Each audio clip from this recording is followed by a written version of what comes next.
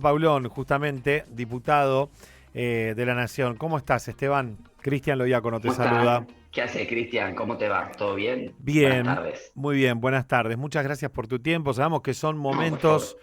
muy movidos, entre reforma laboral, entre justamente la ley con la baja de imputabilidad. Algunos dicen los menores ser punibles. Bueno, hay distintas maneras de Ujú. llamarlo. Comencemos por la reforma laboral que te veía justamente debatiendo estos días en distintos canales. Y lo primero que me preguntaba es, ¿por qué esta ley no es una ley que esté escrita por las dos partes, intervinientes más grandes en este caso, como trabajadores y, supongamos, patronal, ¿no? Trabajadores agrupados en sindicatos, y es algo así como que viene de algunos estudios jurídicos del más allá, para ponerle un nombre. Primero, Cristian, déjame decirte que Patricia Bullrich dijo que esta era la reforma más importante en 50 años. Y Mm. es una reforma tan importante que el gobierno la debatió en 2 jornadas en el Senado, la entregó impresa en su versión final 6 minutos antes de la votación y tuvimos que ver a la madrugada el papelón del secretario del Senado leyendo artículo por artículo los 210 artículos que componían la ley porque nadie tenía idea de qué se votaba. Yo estuve esa noche en un debate en A Dos Voces con una diputada libertaria y tenía yo más información sobre contenidos de la ley que ella, y le digo, ¿en qué partido militás? Porque Claro. digo, a mí ya me dijeron que esto no estaba o que esto estaba. Y esto habla de la irresponsabilidad del gobierno que no convocó, no hizo una convocatoria amplia, como vos decís. Te diría, mira, el mismo día que se dio la media sanción en Senado de la contrarreforma laboral del gobierno, México aprobó la semana laboral de 40 horas, que es un proyecto que nosotros tenemos en el Congreso hace mucho tiempo y que debiera avanzar y que debió haber sido parte de esta discusión, porque es la ley que acaba de aprobar Chile, Brasil, como te decía yo, muy recientemente México. Esa reforma para llegar de 48 a 40 horas, que implica gradualmente, año a año, ir bajando una hora, requirió un acuerdo muy ajustado entre patronal, trabajadores representados a través de los sindicatos, el gobierno como árbitro, obviamente, el Estado tiene que estar sentado allí también, y obviamente también las cámaras empresarias que participan en la discusión. Y se pudo acordar, como se pudo acordar en España hace 3 años ya, una reforma laboral que generó un boom de trabajo registrado. Hoy España Ujú. es el país que más empleo genera en la Unión Europea y la mayoría es empleo registrado, lo que ellos llaman sin término, es decir, sin plazo, es decir, lo que sea acá una planta permanente o un contrato de, digamos, efectivo. Ahora, ¿por qué nosotros acá no lo podemos hacer? Porque el gobierno, detrás de esta reforma, lo que busca es precarizar aún más las condiciones de trabajo. Y por eso, como bien vos dijiste, en lugar de convocar a las partes a sentarse a discutir, fue a buscar a los estudios de Funes de Rioja, Mm. Brullú y algunos otros, que son los que hacen penal tributario, laboral, etcétera, la redacción de un proyecto que claramente es muy negativo para los trabajadores. Pero el Claro. gobierno, como tiene una percepción a veces rara, y cree que todo lo puede, siempre hace una de más. Y cuando había logrado distraernos un poco, porque parecía que negociaba el impuesto a las ganancias con los gobernadores, la cuota sindical, si va a eliminarlo del cine o el estatuto del periodista, se mandó la de las licencias, la de la reducción de salario, la de la eliminación del derecho a enfermarte. Y eso obviamente, una vez que está escrito allí, empezó a impactar y ahora está en problemas. Claro, Ahora se va a porque ahora en la encontrar con opinión problemas. pública pesa un poco más esto que también debemos decir, ¿no? Como periodista lo digo, no se conoce mucho. Es decir, uno como periodista tiene que bucear, buscar algo, ¿no? De lo que tiene que ver con boletín Lo oficial. metieron a último momento Exacto. para quitarte el peso de la culpa, El digamos. trabajador que está Entró a último cansado, momento. que se tomó un bondi de 1 hora y media, bondi, tren, lo que sea, laburó 9, 10 horas, después hace otro laburo, llega a la casa, duerme, nos tienen la cabeza de tener toda la data de la ley. Ellos lo saben. Así es. Y bueno, este artículo es como la punta del ovillo. Permitió poner una tensión en la ley y de golpe todo el mundo empieza a decir, che, para, ¿es cierto entonces que esta ley retrocede en derechos y no como el gobierno me decía, que era todo a favor del laburante? Y cuando empezás a ver, te encontraste con el banco de horas y empezás a ver y te encontraste que una persona que está por tener familia, una persona gestante que está embarazada, la pueden hacer trabajar hasta 10 días antes del parto, al borde, al límite, hasta las últimas consecuencias. te enteraste que te van a dividir las vacaciones, te Mm. enteraste de un montón de cosas y esto pone en aprietos al gobierno porque es tan escandaloso que incluso muchos sectores que han anunciado un acompañamiento en general al proyecto no lo van a acompañar en particular en estos temas y en algunos otros, lo que implica que el gobierno ahora quiere apurar todo, llevarnos el miércoles a la comisión y el jueves al recinto, porque ya sabe que va a tener cambios esta ley, que en diputados algunos artículos se le van a caer y quiere llevarla rápido al Senado para que se cumpla un plazo de 7 días que tiene el Senado para darle tratamiento y con un texto modificado pero aprobado poder ir el 1 de marzo a que mi ley celebre que tiene la reforma laboral que esperaba el sector empresario en Argentina. Es muy interesante lo que está diciendo Esteban porque a veces no lo tenemos en cuenta. El 1 de marzo es el comienzo de lo que serían las celebraciones de las jornadas, ¿no? De la apertura del Congreso y el trabajo en sí, cómo se abren las clases, cómo se abre el ciclo, ¿no? Exacto, Eh, exacto. y él quiere verse victorioso ese 1 de marzo. Quieren verse victoriosos y pensaban que podían llegar, o al menos esto al inicio de las vacaciones o del periodo extraordinario, que es donde nosotros solo podemos tratar los temas que nos propone el Ejecutivo, pensó que se iba con la ley de penal juvenil, el nuevo régimen Mm. laboral, la ley de glaciares, el acuerdo con la Unión Europea y el Mercosur, y un acuerdo económico con las universidades por el financiamiento, que hay un fallo judicial que le está indicando que tiene que actualizar las partidas en un 38% por lo perdido en 2024, en 2025, perdón, más un remanente por 2024. Y de golpe se encuentra con que ese acuerdo con las universidades no cierra porque está ofreciendo un 13 frente a una pérdida del 38 y de Mm. 2024 no quiere hablar. Entonces eso se cae. Un Y 13 de en tres golpe ve que 3 en 3 partes hasta septiembre, exactamente. Sí, Mm. aparte, no 3 partes abril, porque uno dice No, abril más o menos, pero hasta septiembre a septiembre, ¿no? cobrar. Parece es una cuestión, Era desde un poco nosotros peor, lo te vivimos. cuento que hablé con negociadores y era peor, era noviembre, lograron bajarlo dos Ah, meses. bueno, no, no, por eso mismo te digo, no, no es un 13 y de acá a los próximos meses. No, Eh, no. Preguntarte también acerca de cómo vivís vos desde la apertura de derechos, desde tu militancia, ¿no? Desde tu carrera política, momentos que venían en Argentina abriendo derechos, aglutinando grupos que eran minorías, ¿no? Y que de repente se vieron más representadas en la política, en la esfera social, tomando, si se quiere, no solo en la calle, digamos, adquiriendo derechos, que ahora todo se va para atrás, ¿no? De alguna manera, y todo se va recortando, pero con una fuerza que nunca lo vimos más que en la dictadura. Sí, la verdad que complicado porque me parece que hay un clima de época que la sociedad no acompaña, Cristian. Yo creo que la sociedad sigue siendo una sociedad mayoritariamente abierta. Fíjate ahora en estas últimas horas lo que pasó con el bailarín del Colón, Valentín Fresno, unas declaraciones muy desafortunadas, homofóbicas en el programa Mm. de Beto Casella. Hay un repudio generalizado, la sociedad sale a acompañar, entiende que no hay un clima. Ahora, es cierto que hay una minoría muy intensa que hoy tiene mucho poder, que está muy cerca del presidente. El propio presidente hace un año nomás en Davos, un año y 2 semanas, en Davos, tenía su discurso homofóbico. Obviamente esa sociedad que salió a la calle en ese momento le puso un parate y el presidente no habló más del tema en términos del colectivo LGBTIQ+. Ahora, en otros temas, sigue agrediendo a las personas con discapacidad, sigue agrediendo obviamente a las universidades públicas, sigue persiguiendo a los trabajadores, vemos lo del Garrahan, la persecución al Garrahan. Entonces hay un clima de época donde, si bien la mayoría de la sociedad, yo creo, sigue en una senda progresista, o abierta, o plural, hay sectores de poder que hoy tienen mucha fuerza y que atacan, ¿no? Lo he padecido yo desde la Carajo y la derecha diario, lo padece muchísima gente todos los días, eh, lo padecen los trabajadores y trabajadoras de la universidad, del Estado, que son tildados todo el tiempo de vagos, de ñoquis, todos estos discursos que después generan mucho odio en la sociedad. Incluso en la reforma laboral, una perlita también que apareció en último momento, se legaliza y hasta te diría se te elimina la posibilidad de cobrar una indemnización por el despido discriminatorio. Te pueden echar por cualquier motivo discriminatorio, por cualquier pretexto discriminatorio, y después hasta que no pruebes que hubo discriminación, que eso en la justicia puede llevar 3, 4, 5, 6 años, recién cuando esa prueba esté, se va a poder reconocer la indemnización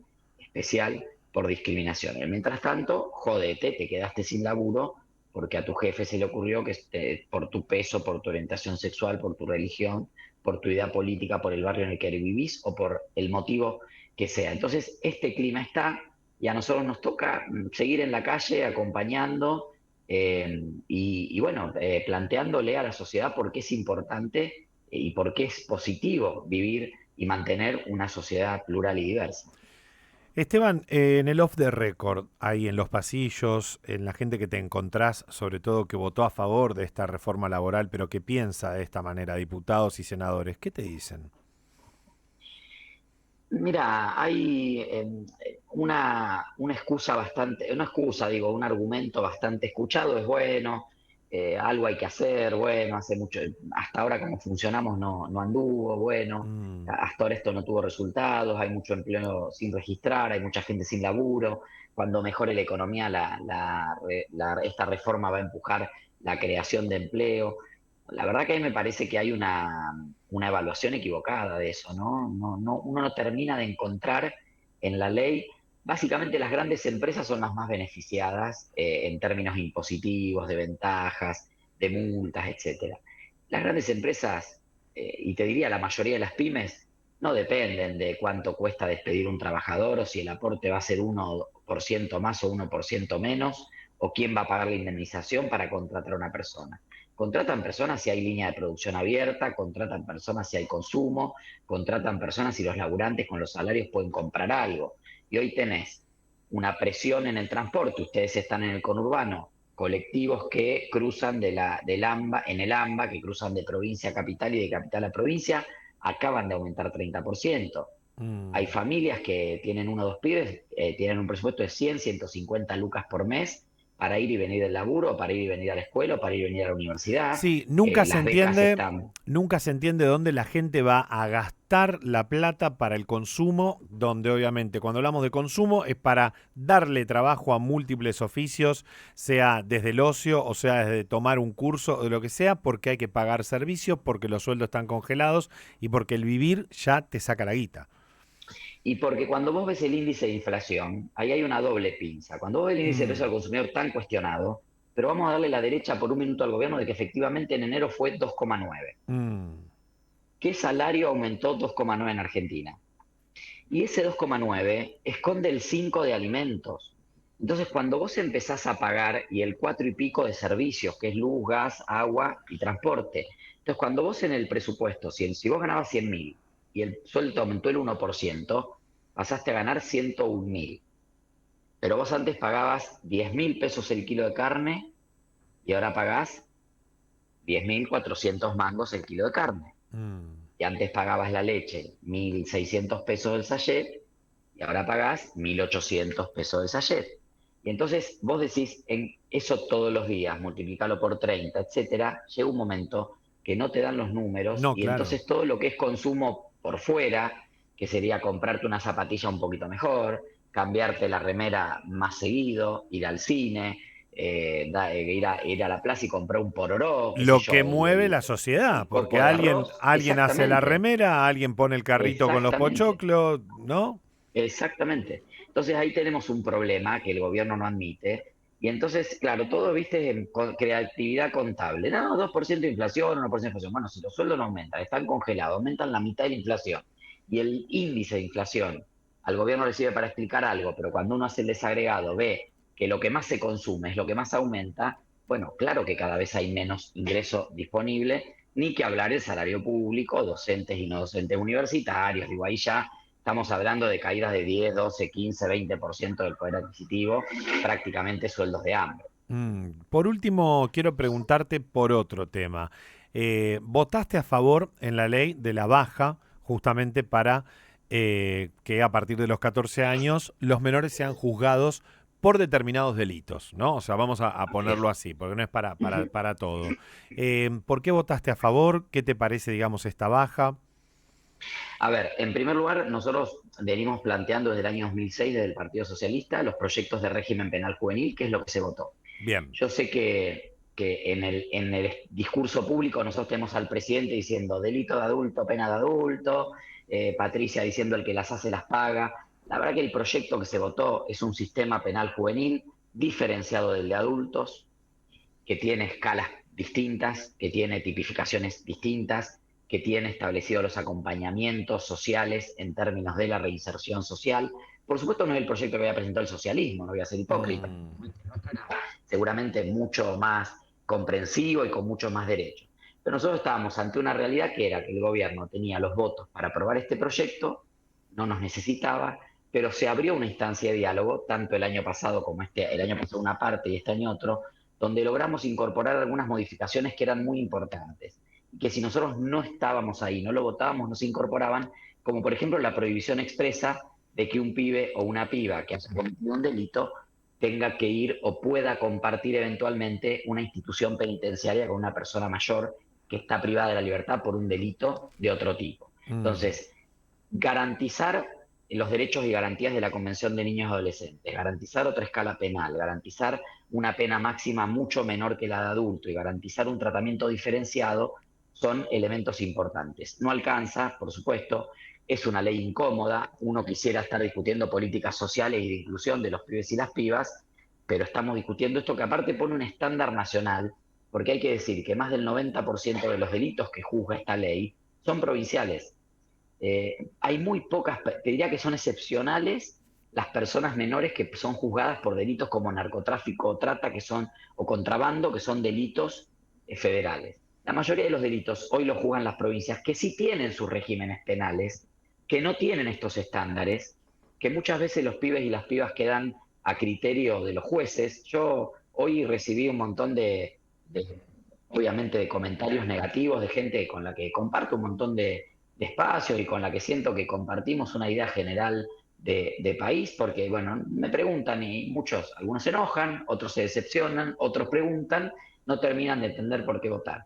Yo le pregunto con una mano en el corazón a esos compañeros y compañeras que son muchas veces de partidos que gobiernan las provincias, que me cuenten cuáles son los estándares del tratamiento de las personas menores que cometen delitos en sus provincias. mm, Porque ninguna provincia es Disneylandia. claro. Y nosotros en 17 de las 24 provincias no tenemos un sistema procesal penal para las personas menores que cometen delitos. Y en las otras 7 no. En las 7 que no, no hay estándar alguno. La justicia hace lo que quiere y sigue encerrando a los pibes en instituciones o en cárceles comunes sin que nadie diga nada. De alguna En las otras manera, 17 hay sí. muchas que no tienen ni la infraestructura Claro, necesaria. ¿te parece que este nuevo régimen penal juvenil aborda la futura reinserción de estos menores que delinquen y los cuida de alguna manera? Porque es muy cierto lo que vos estás diciendo, convivir con adultos que ya vienen delinquiendo hace mucho es esa famosa escuela ahí adentro, ¿no? Sí, lo va a lograr si en las provincias que lo tienen que implementar se ponen al servicio de este régimen o de esta ley penal juvenil las instituciones del sistema de protección integral a la infancia. Mm, Que obviamente ahí tiene que haber una apuesta presupuestaria del gobierno nacional para acompañar la inversión provincial, pero es responsabilidad de las provincias. El sistema penal juvenil es un complemento del sistema integral de protección a la infancia, no es algo aparte. Y nada, yo entiendo el enojo, entiendo la decepción, entiendo todo. Nosotros en ese momento tenemos que tomar una decisión y nuestro voto determinó que efectivamente este régimen sea 100% diferenciado y que hoy en provincias que tienen pibes y pibas alojadas en penales de mayores, ahora va a haber un estándar nacional que se los va a prohibir a la justicia y si se lo prohíbe esos pibes no van a ser privados de la libertad, van a tener que buscar medidas alternativas en centros de día, en sus propios hogares, cada provincia lo resolverá según su código procesal penal, pero creo que es un debate que viene postergado hace mucho tiempo y que lamentablemente desde el progresismo, quienes tenemos una visión progresista de la sociedad, cuando pudimos debatir en condiciones más favorables, donde la sociedad acompañaba los proyectos progresistas, donde teníamos la voluntad política de hacer las inversiones de fondos necesarios para que el sistema funcione, pateamos el tema para adelante y ahora Milei tiene los votos para hacerlo. Así que, más allá de que se entienda o no se entienda, voté con convicción, no voté porque me pidió mi gobernador, no voté para quedar mm. bien con nadie. Yo voto de acuerdo a lo que creo correcto y en este contexto nuestro aporte hizo una diferencia que considero positiva en un marco de una ley que ojalá no hubiera que discutir, ojalá los pibes no cometieran delitos, ojalá Claro. todos tuvieran todas las oportunidades, ojalá la sociedad abrazara a las infancias como debiera. Lamentablemente estamos en una sociedad que abandona sus infancias, infancias que están, o niñeces que están cruzadas por la violencia, por la discriminación, por el abandono familiar e institucional, y bueno, esto viene a complementar otras herramientas del sistema de protección. Esteban ha sido muy claro, ¿eh? Porque también cuando se discuten las cosas a veces no está bueno poner así como títulos rimbombantes, ni de un lado ni del otro, ¿no? Los pibes van a ir todos presos, es una locura, ni tampoco la cuestión de, bueno, los chicos no cometen delitos y qué sé yo. Me parece que hay que hacer un análisis profundo y que seguro el debate va a seguir al momento de la implementación, Totalmente. ¿no? Sí, totalmente. Hay que trabajar con las provincias y estos compañeros y compañeras que tengo claro que sí, que sé que tienen este compromiso. Yo también tengo, yo me gritando a los 14 años, yendo en bicicleta a los barrios más humildes de Rosario, a hablar con los pibes, con las pibas. Trabajé con los grupos salesianos de la iglesia, Mm.